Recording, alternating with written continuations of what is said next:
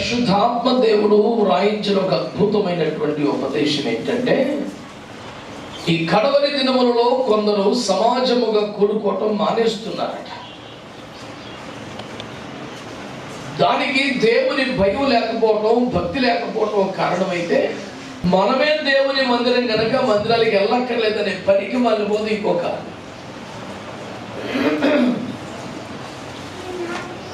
నా మాటలు వింటున్నారా మీరు? తల ఉంచుకుని బైబిల్ చదువుకుని నోట్సులు రాసుకుని ఏమింటారు? చక్కగా చూస్తా వినండి. ప్రకటన గ్రంథం 1:12 ఏమో రాశాడు తెలుసా? మాటలాడుచున్న వాని వైపు తిరిగి నేను విన్నాను అని. తల ఉంచుకుని వినడం అనేది బైబిల్లో ఇది లేదు. మరి ఉందా? ఏమన్నా కొత్త రిఫరెన్స్ ఏమైనా ఉందా మీకు? కనుక చూస్తూ వినాలి, అది బైబిల్ క్రమం. 1 కొరింథీ పత్రిక 3:16 ప్రకారం మనమే దేవుని ఆలయం కనుక 3:16 తీస్తారు. ఇప్పుడు దేవుని పని ఇంకా ఏం చదవండి అని చెప్పింది తీయండి. ఇలాగే సరిపోతుంది. రావచ్చేదిలో దేవుని స్తోత్రం, హల్లెలూయా. మనమే దేవుని ఆలయం అని ఉంది కదా. పాత నిబంధన కాలంలో లాగా ఇంకా మందిరానికి వెళ్ళడం ఏంటి? ఇంకా ఈ విమర్శకులు ఏ స్థాయికి వెళ్ళారంటే, పాస్టర్లు కానుకలు దండుకోవడానికి తప్ప కొత్త నిబంధన ప్రకారం అసలు చర్చిలకు వెళ్ళక్కర్లేదు అనేది క్రైస్తవేతరులు కాదు, మన పుణ్యాత్తులే చెప్తున్న బోధ. మరొకవేళ ఇదే నిజమైతే ఇప్పుడు ఈ ఆలయం కట్టడం కానీ దీన్ని ప్రతిష్ఠించడం కానీ వాక్యానుసారం కాదా? కేవలం సేవకులు పోషింపబడడానికి చేసినటువంటి ప్లాన్ ఇది. ఈ సందర్భంగా ఈ విషయాన్ని చర్చించడం చాలా అవసరం అనిపిస్తుంది. దేవుని వాక్యం ఏమంటుందంటే, కొందరు మానుకొనుచున్నట్లుగా మీరు సమాజంగా కూడుకోవటం మానొద్దు అన్నాడు. మనమే దేవుని ఆలయం, అసలు మందిరానికి వెళ్ళక్కర్లేదు అని చెబుతున్నారు కదా. మరి సమాజంగా కూడుకోవటం మానొద్దంటే ఎక్కడ కూడుకోవాలి? ఏదైనా మార్కెట్లోనా, సినిమా హాల్లోనా? ఎక్కడ కూడుకోవాలి? కనుక దేవుని వాక్యపు అవగాహన లేని పిచ్చి మాటలేవి. సమాజంగా కూడుకొని ఏం చేయాలంట? ఒకరి పట్ల ఒకరు ప్రేమ చూపాలట, ఒకరి కొరకు ఒకరు సత్కార్యము చేయాలట. ఇలా చెయ్యాలి మనమును. ఒకరినొకరు పురికొల్పాలట. ఆ పురికొల్పాలి అనే మాటకి రేపాలి అని రాశాడు. రేపుట అనే భావనకి తెలుగు భాషలో మరొక ఘాటైన పదం ఉంది. అదేమిటంటే రెచ్చగొట్టుట అని. అంటే మనము సమాజముగా, సంఘంగా కూడుకున్నప్పుడట, ఎవరైనా కష్టములో, దుఃఖములో, బాధలు ఉంటే వారిని ప్రేమతో ఆదరించాలట. ఏమన్నా కష్టాల్లో ఉన్న వారికి ఏదైనా సత్కార్యము చేయాలట. ఇలా మనం చేయాలని ఒకరికొకరు పురికొల్పుకోవాలట. ఇవన్నీ చేయడానికి తప్పకుండా కూడుకోవాలి. ఎవరింటి దగ్గర వాళ్ళే ఉంటే, మనమే దేవుని మందిరం అన్న సంబరంలో ఉండిపోతే పురికొల్పేది ఎవరు? ఆత్మలు రేపేది ఎవరు? దేవుని కొరకు బలమైన కార్యములు చేయనట్లుగా మనల్ని ప్రేరేపించేది ఎవరు? హెబ్రీ పత్రిక 10:24 కొత్త నిబంధన, పాత నిబంధన? మరి పాత నిబంధన ప్రకారమే మందిరానికి వెళ్ళాలి కానీ కొత్త నిబంధన ప్రకారం అక్కర్లేదంటే మరి ఈ వచనం ఎక్కడ ఉంది? తప్పకుండా కూడుకోమని వాక్యం చెబుతుంది. ఎక్కడ కూడుకుంటావు? ఎవరింట్లో కూడుకుంటావు? 20 మందో 50 మందో ఉంటే ఒక పెద్ద ఇల్లు అవ్వకుండా సరిపోతుంది. అయితే 500 మంది అయితే ఎవరింట్లో కూడుకుంటావు? ఒక తెలివి లేని పనికి మాలిన ఆర్గ్యుమెంట్ తప్ప, సేవను పాడు చేసే సాతాను మనస్సుని మాట్లాడే మాటలు తప్ప ఏమాత్రం వాక్యానుసారమైనవి కాదని మనవి చేస్తున్నాడు. హెబ్రీ పత్రిక 4:2 వాక్యం చదవండి.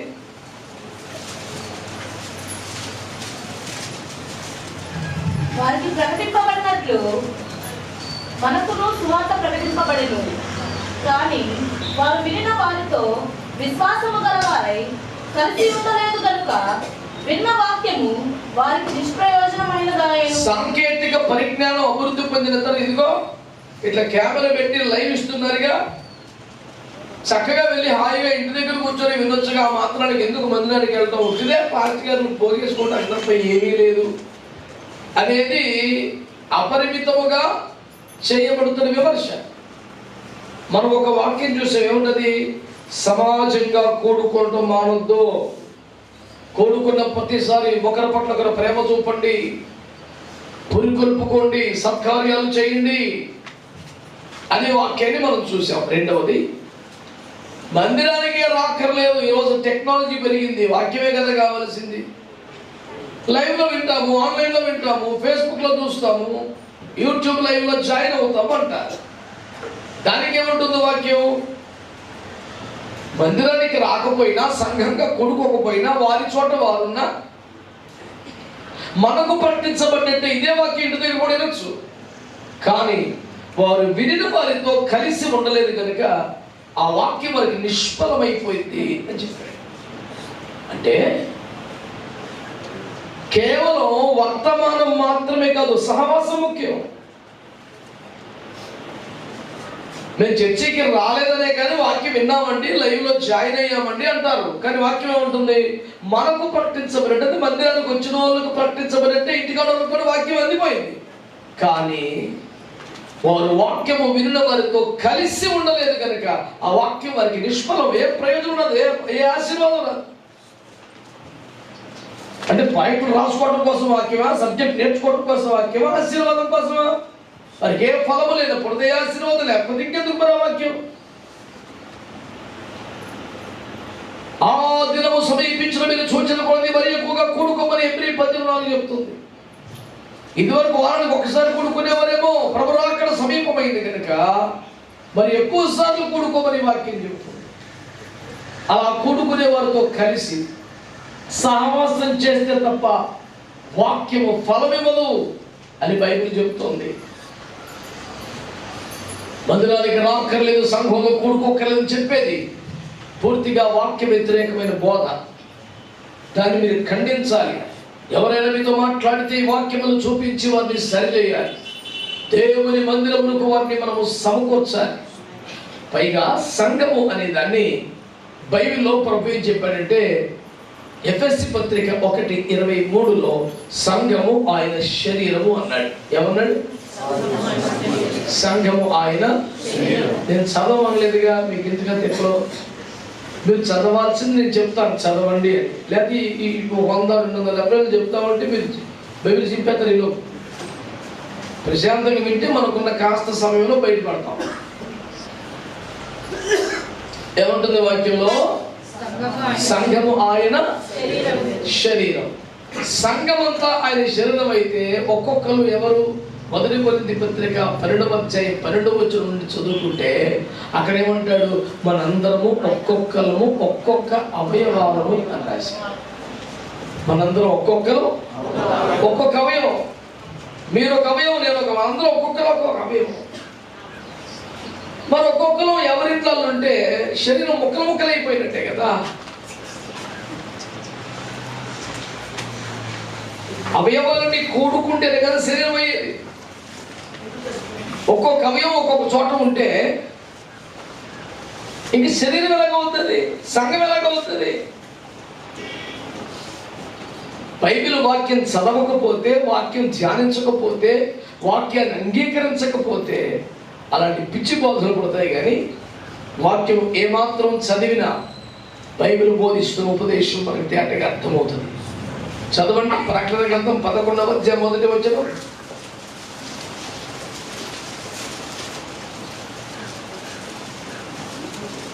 ఒకడు చేతికర్ర వంటి కొలకర్ర నాకు ఇచ్చి, నీవు లేచి దేవుని ఆలయమును బలిపీఠమును కొలత వేసి ఆలయంలో పూజించే వారిని లెక్క పెట్టు. ఇది పాత నిబంధన అంటారా, కొత్త నిబంధన అంటారా? మరి ఆ భక్తులు ఎవరు ఏం చెప్పాలి? వచనం, కడవరి కాలము అంచె దినములలో పరలోకము నుండి దేవుడు ఒక దూతను పంపిస్తారట. చేతి కర్ర వంటి కొలకర్ర దూత చేతికిచ్చి, బాబు నువ్వు ఆలయమును కొలత వేసి దానిలో పూజించేవారిని లెక్క పెట్టు అని దూతనిచ్చి పంపుతున్నాడు. అసలు ఆలయానికి వెళ్ళక్కర్లేదని ఇంతకాలం చెబుతున్నాడు. నేను ఒక మాట చెప్పనా, ఆలయములకు వెళ్ళకపోతే నువ్వు దేవుని లెక్కలు ఎట్లుంటావు? అసలు దేవుడికి దూతలు పంపుతున్నాడు, ఆలయంలో పూజించేవారు లెక్క పెట్టుకొని రానాయన అని ఒక రిజిస్టర్ ఇచ్చి పంపాడు. నీకు హాజరు వల్ల నువ్వు లేవు. ఎందుకు లేవు అంటే అసలు వెళ్ళక్కర్లేదని చెప్పారు నీకు. ఇదేదో బాగుంది, చిక్కున పట్టణం కొనుక్కొని దర్జా కొనుక్కొని ఎంతో కొంపలో కూర్చొని నువ్వు కూడా ఫిక్స్ అయిపోయావు. నువ్వు ఆ తిండి మందుల జాబితాలో పడ్డావు తప్ప, ఆ లోకస్తుల లెక్కలో పడ్డావు తప్ప, ఆలయంలో పూజించు వారి లెక్కలో పడలేదు. నీ పేరు అందులో లేదు. అందుచేత లోక సంబంధమైన బోధలు మాటలు వినొద్దని, దేవుని మందిరంలో కూడుకోవాలని, సంఘముగా సమకూడాలని, విడివిడిగా అయితే అవయవాలమే కలిస్తేనే శరీరం అని, సంఘము ఇండివిజువల్గా ఆపరేట్ అవడానికి లేదు. చెయ్యి ఊరెళ్ళి పనిచేసి వస్తుందా, కాలుకో ఊరెళ్ళి సువార్త పోతుందా? శరీరముగానే కదలని, విడివిడిగా అవ్వదు. వ్యక్తిగతంగా దేవుని పని మనము చేయలేము, సంఘముగా చేయాలి. ఒక్కొక్కరు ఒక్కొక్క అవయవం కనుక తప్పకుండా కూడుకోవాలి. ఇది దేవుని వాక్యములో ఉన్న పద్ధతి. కనుక మందిరములో కూడుకోవాలి అనండి, అనండి. ఆమేన్. పరిశుద్ధ గ్రంథం అనే బైబిల్లో నుంచి ఒక మంచి మాట మీకు జ్ఞాపకం చేస్తారు. దేవునికి స్తోత్రం కలుగును గాక. సమూయేలు మొదటి గ్రంథము 1వ అధ్యాయము 16వ వచనం. నీ సేవకురాలైన నన్ను పనికిమాలిన దానిగా ఎంచవద్దు. అత్యంతమైన కోపకారణమును బట్టి బహుగా నిట్టూర్పులు విడుచుచు నాలో నేను దీన్ని చెప్పుకొనుచుండిన నేను. అంతటా ఏలీ, నీవు క్షేమముగా వెళ్ళుము, ఇశ్రాయేలు దేవునితో నీవు చేసుకున్న మనవిని ఆయన దయచేయునుగాక అని ఆమెతో చెప్పగా. ఈ సందర్భం మనందరికీ తెలుసు కదా. హన్నా మందిరానికి వెళ్ళి ప్రార్థన చేసింది, షిలోహుకి వెళ్ళి ప్రార్థన చేసింది. ఈ రోజున బైబిల్ గ్రంథ చరిత్రలో రాజులను అభిషేకించిన వాడుగా, న్యాయాధిపతిగా, ప్రవక్తలను సిద్ధపరిచిన వాడిగా, గొప్ప ఖ్యాతి కలిగిన దైవజనుడు ఎవరైనా ఉంటే ఒక్కరి చేత ఇట్లా వేలు పెట్టి చూపించుకునే అవకాశం లేనంత సాక్ష్యం కలిగిన దైవజనుడిగా, బాలుడుగా ఉన్నప్పుడే పరిచయంలోకి వచ్చాడు. వృద్ధాప్యమును అడిగాడు. ఇదిగో నేను బాలుడనే వచ్చాను, ఇప్పుడు వృద్ధుడయ్యాను. నేను ఎవరి ఎద్దునైనా పట్టుకున్నానా, గార్ధబాన్ని పట్టుకున్నానా, ఎవరికైనా అన్యాయం జరిగిందో నా వలన అని అడిగితే లక్షలాది మంది ఇశ్రాయేలు ఒక్కసారిగా ముక్త కంటంతో లేదు లేదు, నువ్వు ఎప్పుడు న్యాయంగానే కరెక్ట్గా ఉన్నావు అని చెప్పారు. ఇంత గొప్ప నిలకడ సాక్ష్యము కలిగిన సమూయేలు క్రైస్తవ ప్రపంచానికి, భక్తుల ప్రపంచానికి ఎక్కడ దొరికాడయ్యా అంటే దేవుని మందిరములో ప్రార్థన చేయటం ద్వారా. ఆమేన్. 2వ దినవృత్తాంతాల గ్రంథం 20వ అధ్యాయం 11వ వచనములో యెహోషాపాతు నాయకత్వంలో భయంకరమైన యుద్ధం వచ్చినప్పుడు యోధా వారు తమ భార్యలతోనూ పిల్లలతోనూ శిశువులతోనూ యెహోవా మందిరములో కూడి ప్రార్థనలు చేస్తున్నారట. అంటే మందిరానికి ఏమండి పురుషులు తమ భార్యలను తీసుకుని రావాలి, తమ పిల్లలను తీసుకుని రావాలి. శిశువులు అంటే పాలు తాగేంత చిన్న పిల్లలు. పాలు త్రాగే వయసు దాటితే పిల్లలు అంటారు, అది దాటితే యవనులు అంటారు. కనుక చంటి పిల్లలతో సహా మందిరానికి రావాలి అని వాక్యం తెలియచేస్తుంది. 4 దేశాలు ఒక్కసారి మీదకి వచ్చి ఏ ఒక్క దేశం వచ్చినా ఒంటిగా గెలవలేని బలహీనులపై అందరూ మూకుమ్మడిగా దాడి చేస్తే మనకు దిక్కు లేక అదే మాట మాట్లాడే అయ్యా మాకు దిక్కు లేదు, ఏమి చేయటకు మాకు తోచుకున్నది అని దేవుని మందిరంలోకి ఉపవాసం నుండి ప్రార్థన చేస్తే దేవుడే ఆకాశం నుండి ఎరుగా యుద్ధము చేసి శత్రువులు ఒకడు తప్పించుకోకుండా నాశనం చేశాడు. తన బిడ్డల్లో ఒక్కరికి కూడా చిన్న గాయం కలగకుండా కాపాడారు. అందరినీ ఐశ్వర్యముతో సంపదలో తిరిగి ఇళ్ళకు పంపించారు. కనుక మందిరములో ప్రార్థన చేయాలి అనంటే చాలా మంది ఏమంటారంటే దేవుడు సనవంతర్యామండి ఎక్కడ ప్రార్థన చేసే వింటాడండి, మందిరానికి వెళ్తేనే వింటాడా అంటే మీరు చెప్పింది కూడా కరెక్టే. ఏమంటుంది మొదటి రాజుల గ్రంథం 19వ అధ్యాయంలో ఒక గుహలో ఒక చెట్టు కింద ఇక ప్రాణం పోతే బాగుండని కోరుకుని భక్తుడిని ఏలియా ఇంతమట్టుకు చాలు ప్రభు నా ప్రాణం తీసేసుకొని ప్రార్థన చేశాడు. దానికి జవాబుగా దేవుడు ఏమన్నారు? ఏమండి? స్వయంగా తానే పరలోకం నుండి వచ్చి నిప్పుల మీద తాజాగా కాల్చిన రొట్టెలు పెట్టి బలపరిచి, నాన్న నీతో ఒక మాట చెప్పాలి, నువ్వు బయలుదేరి హోరేబు కొండ మీదకి రావాలి అన్నాడు. ప్రభు ఇంకా చాలు, నా ప్రాణం మీదకి వచ్చింది, చాలా కష్టపడ్డాను, ఈ పట్టణం అంతా ఈ యెహోవాయే దేవుడిని ఒప్పుకున్నట్లుగా నేను ప్రయాసపడ్డాను, ఇప్పుడు ప్రజలలో తలబాటు లేదు, ఇక విగ్రహ పూజ లేదు, బయలు శక్తి ఏమి లేదు, యెజబెలు ఆటలు అయిపోయాయి, ఇక చాలా జీవితానికి ఎంతకని నేనేం చేయగలను, నన్ను తీసుకో ప్రభు అంటే, లేదు నాన్న నీకు ఒక మాట చెప్పాలి, హోరేబు కొండ మీదకి వెళ్ళను. నువ్వు స్వయంగా వచ్చావు కదా, అదే ఇక్కడ చెప్పచ్చు కదా. నేను చెప్పను, అక్కడికి వస్తే చెప్తాను. మీరు చెప్పండి, ఎందుకు అంత దెబ్బలు పెట్టడం పెద్ద మనిషి? ఎట్టకు వచ్చావు కదా నువ్వే స్వయంగా, అదే వాళ్ళు చెప్తే పోలా. ఆయన అంటాడు, నువ్వు అక్కడికి వస్తే నా సంకల్పం అంతా చెబుతాను, కనుక నువ్వు అక్కడికి రా అని చెప్తాను. ఇక్కడికి వచ్చాను, ఎక్కడ చెప్తాను?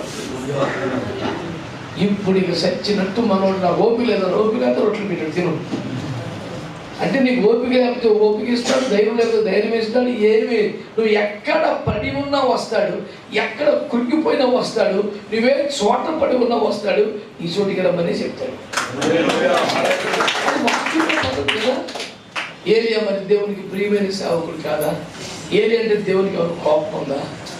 ఇంకా తలసిన స్థితిలో అదేదో ఒక మొక్క చెప్పేయచ్చు కదా. తేను అక్కడికి వెళ్ళా, గురుములు, మెరుపులు, సుడిగాలి, పెనుగాలి, పోరి నానా సాగు తెచ్చాక మిక్కిలి మొలిగా మాట్లాడే స్వామి వచ్చింది. నాన్న నువ్వు ఎక్కడో లోయలో కొనకి చచ్చిపోతానంటే ఏంట్రా? నువ్వు రాజును అభిషేకించాలి, నీకంటే రెండింతల సేవ చేసే ప్రవక్తను అభిషేకించాలి. అసలు నీకు స్వామి లేదు, ప్రత్యేక వచ్చేయలేదు. ఈ మహిమకరమైన సంగతులన్నీ దేవుడు ఎక్కడ చెప్పాడు?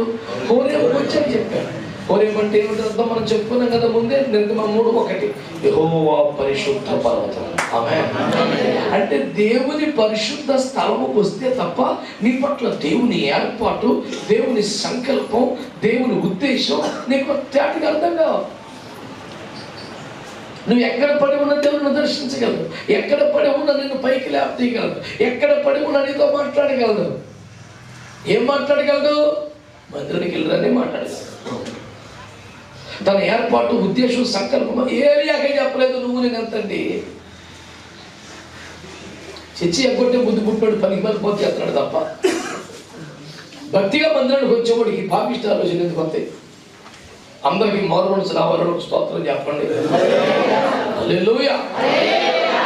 ప్రియులారా, ఈ మాట మనం గమనించాలి. దేవుని మీద ఉదాహరణకి అపోస్తలుల కార్యముల గ్రంథం 10వ అధ్యాయం ప్రారంభంలో ఇటలీ పటాలంలో శతాధిపతి కొర్నేలు ఒక మనుషుడు, అతని పరుడు, భక్తి పరుడు, ధర్మాత్ముడు, లిస్ట్ అయిపోయింది. అక్కడికి దేవుని దూత వచ్చాడా? దేవుని దూత వస్తే అర్థం ఏంటి? దానియేలు 10 ప్రకారం నీవు బహుప్రియుడు కనుక ఎందుకు పంపబడితే, ఎవరు దేవుని సన్నిధిలో ఆయనకు ప్రియమైన బిడ్డలు ఉంటారో ఒక దూత వారి దగ్గర రావడం అంటే ఆశావాసిగా వచ్చి ఏం చెప్పాడు? కొర్నేలి, నీ ప్రార్థనలు ఉంటాయి, నీ ధర్మ కార్యాలు చేరిపోయాయి. ఎంత గొప్ప మాట! ప్రార్థనే కాదు, అటు క్రియలు కూడా ఉన్నాయి. భూమిని ఎవరి గురించైనా మంచి సాక్ష్యం ఎవడైనా చెప్తాడు కానీ ఆ ఇంటోళ్ళు చెప్పరు. ఎందుకంటే వీడు చేసే పని ఇంటోళ్ళకి తెలుసు. ఆయన చేతి కింద పనిచేసే పని మనుషులు అసలు చెప్పాలి, మా ప్రాణం తీసేస్తారంటే బాబా చెప్తారు. కానీ కొర్నేలు యొక్క పని మనుషులు, సేవకులు కొర్నేలు ఎదుట కాదు, వేరే ఊరికి అక్కడ చెప్తున్నారు, మా యజమానుడు నీతిమంతుడు, ఒక ధర్మాత్ముడు, గొప్ప క్యారెక్టర్ ఉన్న వ్యక్తి. ఇటు భక్తి ఉంది, ఇటు ప్రార్థన ఉంది, ఇటు ధర్మకార్యాలు ఉన్నాయి, సాక్ష్యం ఉంది. ఇలాంటి చోటికి ఎవరు వచ్చారు? దేవతలు వచ్చారు. ఎవరు తెలియదు? తక్కువలో పాస్టర్ ప్రార్థన చేసుకుని చెప్పారు, అయ్యా నా ప్రార్థన పరలోకం చేరినట్టు చేయండి, నా ధర్మకార్యం కూడా చేయండి, నా సాక్ష్యం చేరింది, అందుకే నేను వచ్చాను. ఇక నువ్వే వచ్చావు, నీకంటే పెద్దవాడు ఏంది పేతురు, చెప్తలుచుకున్న మాట ఏంటో నువ్వు చెప్పండి, నాకు లైసెన్స్ లేదు అయ్యా. పేతుని పిలిపించి ప్రార్థన పెట్టించుకోమని చెప్తాను తప్ప నేను చెప్పేకూడదు బాబు, నేను వెళ్ళిపోలేదు.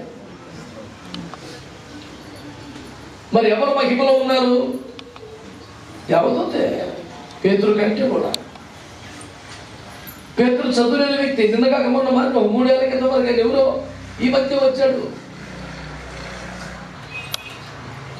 11వ అధ్యాయంలో పేతురు జరిగిందంత అపోస్తలులకి సాక్ష్యం రిపోర్ట్ ఇవ్వాలిగా. మళ్ళీ కొంతమంది రిపోర్ట్ ఎవరో సేవకి కష్టాలు వస్తే పడతాడు, సందాలు వస్తే తింటాడు, సైలెంట్ ఊరుకుంటాడు. మరి అపోస్తలులకి మళ్ళీ రిపోర్ట్ చెప్పాలిగా. పేతురు అంత చోట చెప్తున్నాడు, నన్ను దేవుడికి పిలిచాడు, నేను మొదట్లో సంచరించాను, చివరికి పరిశుద్ధాత్ముడు నాకు బయలుపరిచి వెళ్ళమన్నాడు, వేగమేమీ లేకుండా వెళ్ళని చెప్తే సత్యాన్ని బయలుదేరాను. ఇవన్నీ చెబుతూ అక్కడ పేతురు వాడిని మాట్లాడి తెలుసా, నీవే మాటల వలన రక్షణ పొందవలను, ఆ మాటలు అతడు నీకు బోధించును కనుక అతన్ని పిలిపించుకో అని చెప్పాడు. హల్లెలూయా. అంటే కొన్నేళ్ళకి ఇంకా ఏం లేదు, రక్షణ లేదు, రక్షణ లేదు. ధర్మకారుడునే భక్తి ఉంది కనుక ఎక్కడికి వస్తే ఏది వింటే ఎన్ని కొత్త నిబంధనే కాదు. ఎవడు మరి బైబిల్ చదివాడు కదా నాకు అర్థం అవుతుంది. పిచ్చి పిచ్చి బోధలు ఎక్కడో ఇంటర్నెట్లో చూసి, టీవీలో చూసి ఒక ఉపదేశం నేర్చుకోవటం, అపోస్తలుల దగ్గర ఉండటం, పరిశుద్ధుల పరిచయం ఏం లేవు. నోటిఫికేషన్ అర్థంతరంగా వీళ్ళు ఏది తిప్పలు పట్టి ఏం చేస్తారు, అసలు చర్చిలకి ఎవరు రాట్లా, అందరూ మంచి చర్చిలకు పోతున్నారు, వీడికి కుళ్ళు పుట్టింది, అసలు చర్చికి వెళ్ళక్కర్లేదు మొదలెట్టాడు. ఇది ఆడు కడుపుమంట ప్రసంగం తప్ప పరిశుద్ధాత్మకి సందేశం కాదు. మత్తయి 20లో చెప్పాడు, నీకు కడుపు మంటగా ఉంది ఎట్లా అని అడిగి ప్రభు. వీడు ఆపేసి చెప్పాడు, ప్రభు అన్ని స్వస్థపరచునుగా. ఎవరు అంటలేదా? హల్లెలూయా. మందిరములో ప్రార్థన చేయాలనండి. ఆమేన్. హల్లెలూయా. 27వ కీర్తన 4వ వచనం చదవండి. 27 దానిని నేను వెతుకుతున్నాను.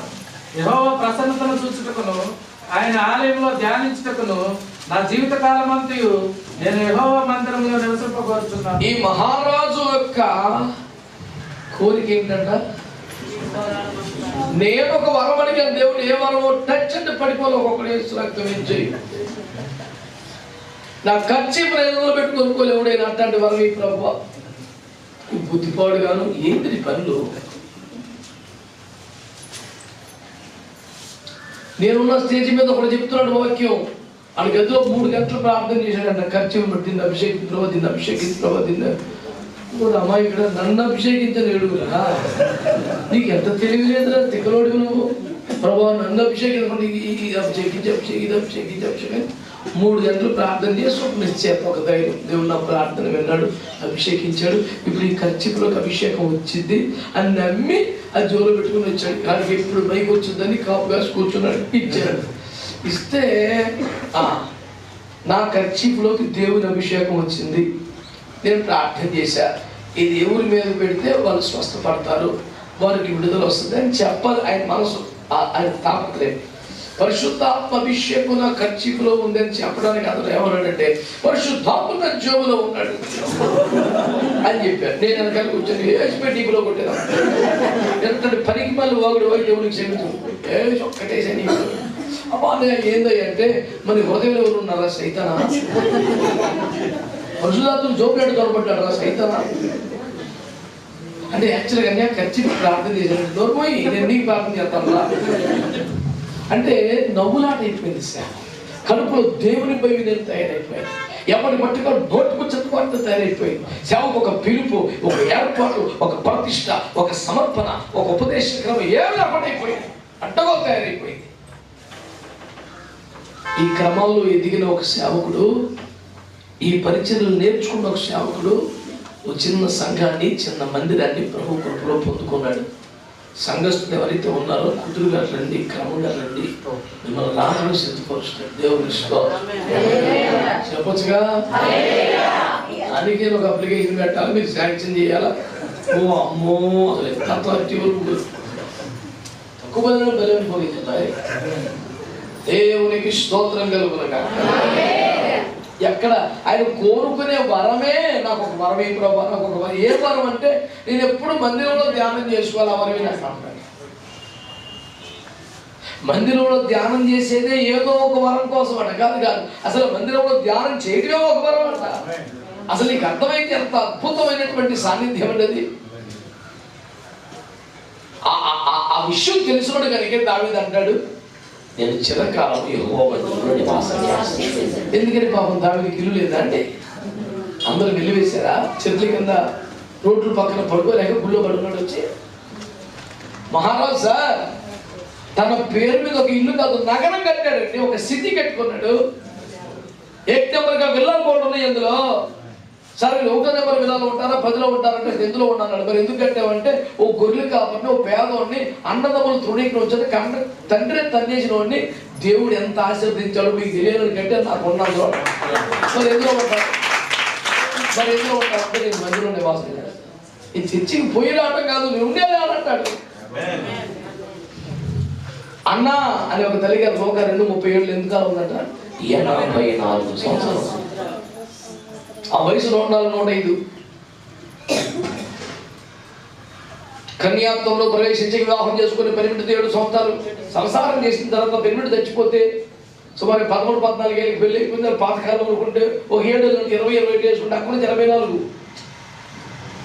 దగ్గర 105 సంవత్సరాలు 104 సంవత్సరాల వయసులో ఉపవాసాలు జాగరణాలతో మందిరాన్ని ఒక్కరోజు, ఒక ఆదివారం కాదు ఆయన ఒక్కరోజు వదలలేదంత మనిషి. బహుశా పుట్టింటోళ్ళు అత్తింటోళ్ళు వచ్చే మా ఇంటికి వెళ్ళిపోదని అడిగి అడిచిపోయి ఉంటారు. మందిరాన్ని వదిలిపెట్టలేదు. విశాఖపట్నంలో దేవుడు నన్ను సేవకు పంపితే నాకు ఒక్కడు బంధువుడు గారి స్నేహితుడు గారి పరిచయస్తుడు గారు లేరు. ప్రభు నన్ను పంపిస్తే అక్కడికి వెళ్ళా. చెట్ల కింద టెంట్లు వేసుకొని పార్కుల్లో అట్లా ప్రార్థనలు పెట్టుకుంటా. విశ్వాస ఇళ్లలో మొత్తానికి ఒక మందిరం ప్రభు కృపలో ఇచ్చారు చాలా సంవత్సరాలకి.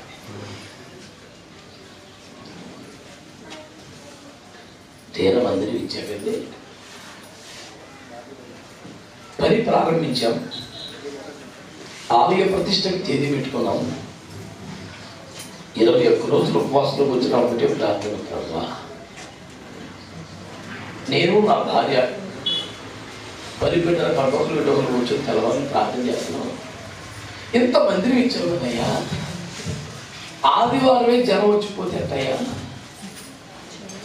ఎప్పుడు మందిరంలోనే ఉండి ప్రార్థన చేశారు. తల్లిదండ్రులు ఎవరైనా ఒక్కలో ఉండి బాగుండేది అయ్యా. నేనే ప్రసంగానికి వెళ్తాను, పార్టీ మీ విశ్వాస గృహాలు దర్శించగలిగి అప్పుడు గుడికి తాళం వేయాలా, నా గుడికి తాళం పడకూడదు అనేది నా ప్రార్థన. మామూలు కాదండి, మందిరం కావాలంటే ఎన్ని సంవత్సరాలు ఏడిచాను. మందిరం వచ్చాక ఈ ఓపెనింగ్కి ముందు 21 రోజులు మందిరం తాళం పడకూడదు.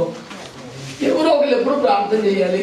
ఇక ఏడిపోయిందే ఉన్నా ఆలయపతి బాగా జరగాలి, చెలవ రావాలి, భోజనాలు బాగుండాలి, ఇవన్నీ లేవు నా ప్రార్థనలు. మందిరాన్ని తాళం పడకూడదు. నువ్వేం చేస్తావు నాకు తెలియదు. ఆలయపతి తేదీ వచ్చేసింది, జనం వచ్చేసారు, దైర్యంలో వచ్చారు. కానీ మందిరంలో ఉంటామని సమర్పించుకోవడం కదా నాకు అసలు పరితల దిగులు దుఃఖం. అందరూ సంతోషిస్తున్నారు, ఆరాధిస్తున్నారు, పాటలు పాడుతున్నారు, చప్పట్లు కొడతారు, ఆత్మతులు పొందుకుంటారు, అన్ని భాషలు మాట్లాడతారు. నాకైతే ఒక దుఃఖం. గుడి తాళం ఎత్తి ఇంకెందుకు నాకు మందిరం? నేను అన్ని మానేస్తాను. ఎవరింటికి వెళ్ళను, ఎవరు విజిట్ చేయను, ఏ సభకి వెళ్ళను, ఎక్కడ వాక్యం చెప్పను, నేను ఇందులో పడి ఉంటాను అని అనుకుంటున్నాను. ఆశీర్వాద ప్రార్థన అయిపోయింది. అందరూ వెళ్ళి భోజనాలు చేయండి అని చెప్పాము. హైదరాబాద్ కుటుంబం వచ్చారు.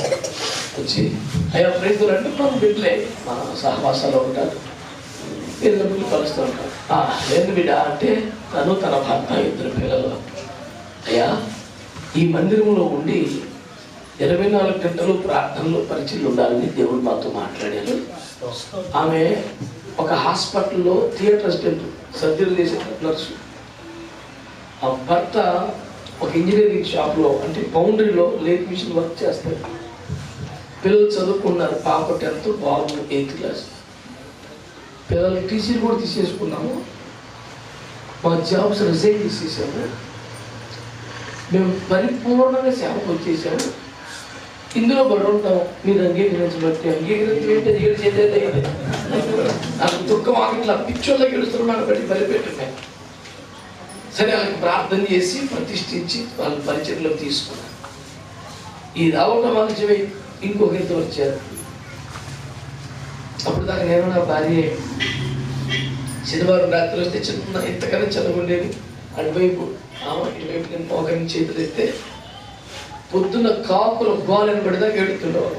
ఈ స్థలం ఇచ్చారు మంది ఆత్మలు ఇదే తెల్లవారులేడు. అప్పటికి ఒక బాత్రూమ్ కూడా లేదు మందిరంలో. స్థలం ఇచ్చారు ప్రభు అంతే. మా రాత్రులు ఎందుకు లేని ఇంటి దగ్గర ఉండు, నువ్వు పొద్దున్న వద్దుగలంటే ఏం పర్లా, దేవుడే నాకు సహాయం చేస్తాడు, నాకు ఏ ఇబ్బంది రాదని అట్లా తెల్లవారులు మోకరించి అలా ఉండేది. యువతలు నేను చేతులు ఎత్తి ఒకటే అడుపు. ఆలయ ప్రతిష్ఠ చేసిన రోజునే సుమారు 7-8 మంది బిడ్డలు సంపూర్ణ సేవకు సమర్పించుకొని మందిరంలో నివసిస్తారు. అక్కడ నేను ఆయా సభలకి వెళ్ళి వచ్చేపాటికి మందిరంలో ఎవరో ఒకరు మూలుగుతా ఏడుతా ప్రార్థన ప్రాణం ఇంత సంతోషం అయిపోతాయి. ఈ సభలో 1000 మందికి వాక్యం చెప్పి 500 మందికి 200 మందికి బాప్తిస్మాలు ఇచ్చి అందరి సాక్ష్యాలు విన్నప్పటికంటే మందిరానికి వచ్చేవారు ఒకళ్ళందరూ గుడుగుళ్ళు ఏడ్చుకుంటూ చేస్తుంటే ప్రార్థన కడుపు నిండిపోయేదే కదా. చాలా నా బతుకి అయిపోయింది. చాలా బతుకి. ఎందుకు ఈ మాటలంతగా చెప్తున్నానంటే మందిరంలో ధ్యానించడం ఒక వరం. మందిరంలో ధ్యానం చేస్తే ఒక వరం వస్తుంది అన్నది మామూలు విషయం. నేనంటే అసలు అక్కడ ధ్యానించడం ఒక వరం, ఇంకేం కావాలి కొత్త వరం. దేవునికి స్తోత్రం కలుగును. ఎందుకు ధ్యానించాలంటావా? ఎఫెసీ పత్రిక 3వ అధ్యాయం 18 చదువు.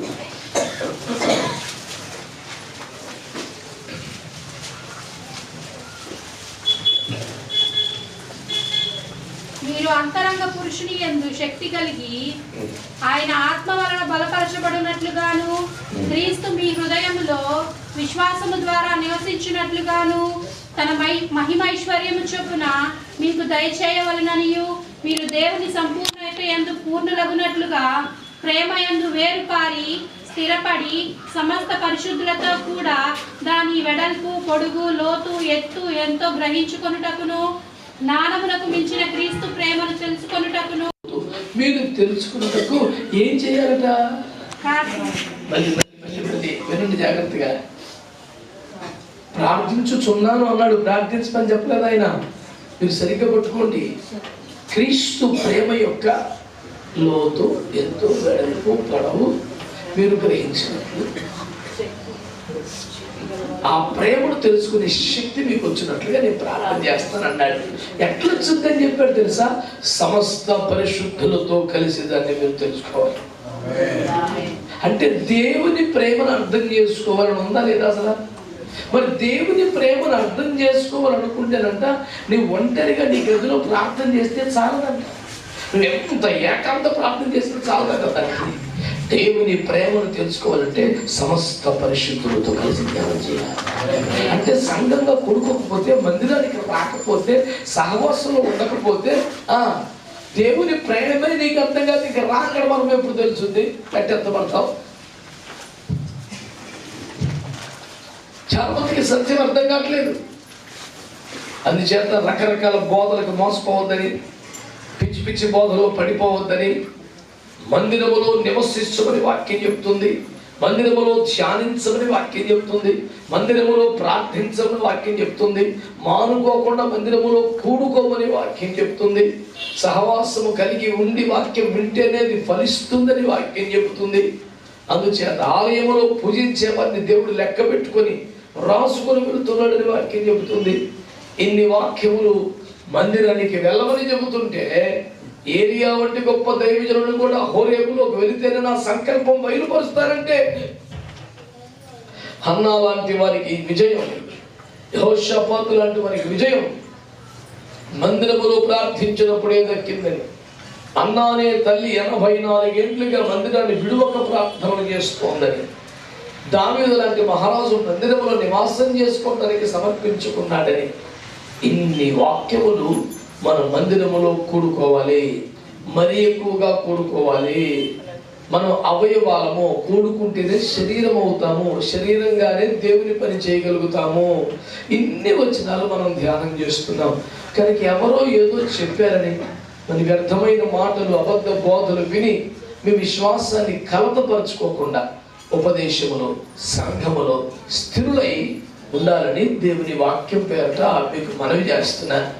92వ కీర్తన 13వ వచనములో మీరు దేవుని మందిర ఆవరణములో నాటబడితే వర్ధిల్లుతారని చెప్పాడు. ఎవరి నాటబడకుండా వర్ధిల్లటం ఉండదు. 52వ కీర్తన 8వ వచనములో నేనైతే నా దేవుని మందిరములో పచ్చని ఒలివగా, నువ్వు పచ్చగా ఉండేది మందిరంలోనే. నీకు ఇష్టానుసారమైన అనుభవాల్లో ఉంటే నువ్వు ఆత్మ సంబంధమైన పచ్చదనము కలిగి ఉండలేవు. కనుక ఈ వాక్యాలన్నీ మీరు జ్ఞాపకం చేసుకోవాలని మనవి చేస్తున్నాను. మరి మందిరాన్ని 122వ కీర్తన 6వ వచనం చదవండి. యెరూషలేము యొక్క క్షేమము కొరకు ప్రార్థన చేయుడి. యెరూషలేమా, నిన్ను ప్రేమించు వారు వర్ధిల్లుదురు. అక్షరార్థంగా యెరూషలేము అనేది ఒక పట్టణము, కానీ ఆత్మ సంబంధంగా మనం చూస్తే అది సంఘానికి, మందిరానికి కూడా సాదృశ్యంగా చెప్పబడింది కదా. కనుక మందిరమును ప్రేమించాలని, అలా ప్రేమించే వారు వర్ధిల్లుతారని వాక్యం చెబుతోంది. మొదటి దినవృత్తాంతముల గ్రంథం 29వ అధ్యాయం 3వ వచనం చూస్తారా? మొదటి దినవృత్తాంతాలు 29:3. మరియు నా దేవుని మందిరము మీద నాకు కలిగి ఉన్న మక్కువ చేత నేను ఆ ప్రతిష్ఠితమైన మందిరము నిమిత్తము సంపాదించి ఉంచిన వస్తువులు గాక నా సొంతమైన బంగారమును వెండిని నా దేవుని మందిరము నిమిత్తము నేను ఇచ్చేదను. ఏమంటుంది వాక్యం అంటే, దావీదు మహారాజు దేవునికి కానుక ఇచ్చాడు, మందిరానికి ఇచ్చాడు. ఎంత ఇచ్చాడు తెలుసా అండి? 6,000 మనుగుల ఓఫీరు బంగారం. బంగారాన్ని మనుగులో కొలిచిన కాలాన్ని బట్టి నేను దేవుని స్తుతిస్తున్నాడు. బంగారాన్ని మనుగులు ఎవరు కొలుస్తారా సార్? మనుగుల్లో కొలిస్తే కర్రను కొలుస్తారు, బొగ్గును కొలుస్తారు. మనుగుల్లో బంగారం కొలవడం సార్, ఎంత ఆశ్చర్యం కదా. ఎంత బంగారం ఇచ్చాడంటే 6,000 మనుగుల బంగారం అంట. అదిగాక 12,000 మనుగుల శుద్ధి చేసిన వెండి, అదిగాక రాగి పనికి రాగి, ఇత్తడి పనికి ఇత్తడి ఇచ్చాడంట. ఏంటంటే బాబు ఎలా ఇచ్చేసారు మీరు అంటే, నా దేవుని మందిరం మీద నాకున్న మక్కువ చేత ఇచ్చారు. అంటే మందిరాన్ని ప్రేమిస్తే, మందిరం పట్ల ఇష్టం ఉంటే మందిరానికి ఇవ్వడానికి ఇష్టపడతారు. ఎవరైనా చెప్తే, ఎవరైనా సాక్ష్యం చెప్తే, మరి మీలో మరి ఎవరన్నా ఇస్తారా, మేము పేరు రాస్తాం, మైక్లో చదువుతాం, ఈ దరిద్రం అంతా ఉంటే ఇచ్చేవాడు ఏం ప్రేమ ఉన్నట్టు. ఈ చదివింపు ఏంటండి? నాకు ఒక 1000 రూపాయలు ఇచ్చి మా అమ్మాయి పేరు చదివించాడు. నేను బైబిల్ ఇచ్చి మీ అమ్మాయితో చదివించి పని చెప్పాను. మీ అమ్మాయి పేరు మీరు ఏడు చదివేది సార్, బైబిల్ చదువుకోండి సార్ మంచిగా. ఏం పిచ్చి పనులు ఇవన్నీ? అది మహాపాపం అని అనుకుంటే అలా. కానీ చదివితే, బోర ఊదితే పరలోక ముందు మీకు ఫలం ఉంటుంది, మీ ఫలం పొందేసినట్టు అన్నాడు. నీ పేరు కానీ చెబితే నువ్వు నాశనం అయిపోతావు, నరకానికి వెళ్ళిపోతావు అంటలా. కానీ పరలోకం నుండి ఏ ఫలం రాదు, నీకు అయిపోయింది. వాళ్ళ బ్రదర్ గారు మరి 2 రైస్ బ్యాగ్స్ ఇచ్చారండి, ఒక సిస్టర్ గారు మరి ఆయిల్ క్యాన్ ఇచ్చారండి. పాపం కాదు, ఆడికి పరలోకం నుంచి ఇంకే ఆశీర్వాదం రాలేదు, పోయింది నా ఆశీర్వాదం. ఇచ్చి పోగొట్టుకోవడం ఎందుకు, బొరలేదు పని కాకపోతే. అందుచేత దేవుని వాక్యంలో ఉంది, మీ ముందర బోర ఓదించుకోవద్దు, నిశ్చయం వారు ఫలము పొంది ఉన్నారు. అంచేత నేను మనవి చేస్తున్నాను ప్రియులారా, మందిరాన్ని ప్రేమించాలి. ప్రేమిస్తే మందిరం యొక్క అవసరాలు చూడాలి, ఇవ్వబుద్ధి అవుతుంది. ఉపధ్యాయ పుస్తకం, హగ్గయి పుస్తకంలో అంటాడు, మందిరము శిథిలమై ఉండగా మీరు సరంభి వేసిన విద్యలో సమయమా అనుకుంటున్నాడు. ఒక పక్క మందిరం పాడిపోతుంది. 2వ సమయంలో 11లో మరి మాట్లాడుతున్నాడు. ఊరియా అంటాడు సుమారు 10-11 వచనాల్లో ఏమన్నాడంటే, దేవుని మందిరము చెరపట్టబడి ఉండగా, సేననాయకులు దండు పాలెములు ఉండగా నేను ఇంటికి వెళ్ళి విశ్రాంతి తీసుకుంటారా? చిచ్చిన అట్లాంటిది కాదు బాబు అని చాలా పౌరుషంగా మాట్లాడతాడు. మందిరం ఏమో టెంట్లో ఉందా, గుడారులో ఉందా, నేను అయిపోయి ఇంటికి పోయి పడుకుంటాను, చిచ్చిన వల్ల కాదంటాడు. కాబట్టి దేవుని పిల్లరా, మందిరాన్ని ప్రేమించండి, మందిరాన్ని పట్టించుకోండి, మందిరం యొక్క బాగోగులు చూడండి, మందిరం యొక్క అవసరాలు తీర్చండి. మందిరములో నివసించండి, మందిరములో ధ్యానించండి, మందిరములో ప్రార్థించండి, మందిరములోనే నివసించండి. ప్రభు లెక్కలో ఉంటారు, పరలోకం చేస్తారు. దేవుడు మిమ్మును, మీ సంఘాన్ని, మీ మందిరాన్ని ఆశీర్వదించునుగాక. ప్రార్థన చేద్దామంటారా? ప్రార్థన చేద్దామా? మీకు ఆరోగ్యం ఉంటే మోకరించండి, లేదంటే కళ్ళు మూసుకొని చాలు.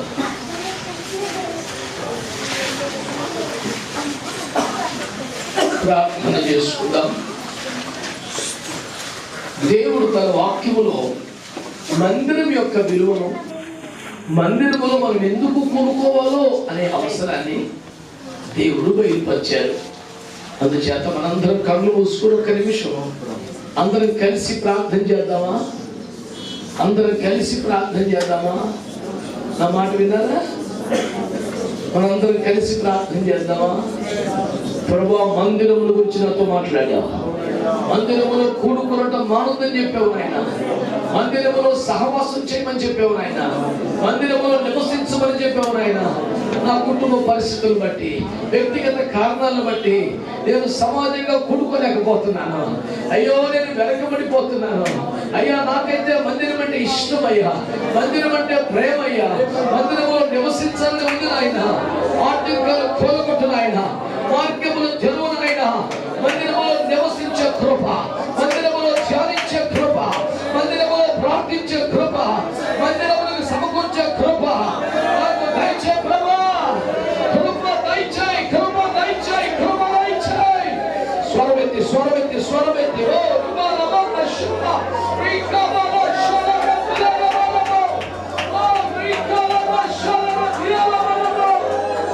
స్వరమెత్తాలి, స్వరమెత్తాలి, స్వరమెత్తాలి, స్వరమెత్తాలి,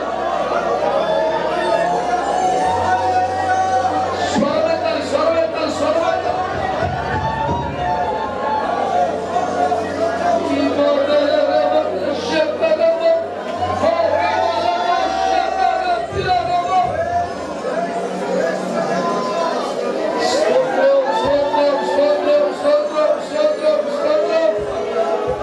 మందిరములకు దూరమయ్యే పరిస్థితుల్లో ఉందయ్యా.